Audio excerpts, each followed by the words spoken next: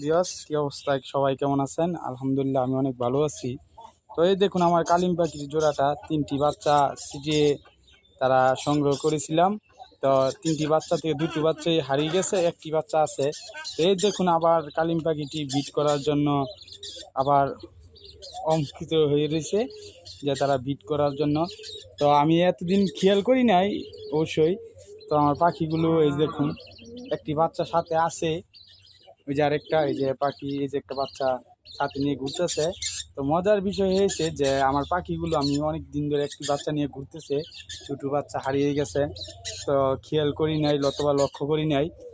তো আজ হঠাৎ খাবার দিতে এসে দেখি যে আমার কালিম পাখি আবার চারটা ডিম, চারটা ডিম এই যে খোপে পেরে রাখছে। এ দেখুন, চারটা ডিম কি সুন্দর খোপে পেরে রাখছে। তো হয়তোবা মনে হয় রানিং অবস্থায় আছে। ডিম দেখে মনে হচ্ছে যে সকালে একটা মনে হয় পেরেছে। তো মজার বিষয় হচ্ছে দেখুন, ছোট একটি বাচ্চা সাথে আছে। তো বাচ্চাটাকে এখন সাথেই নিয়ে রাখে, মা পাখিটা বেশিরভাগ রাখে, বাবা পাখিটা ডিমে তাদের বেশি।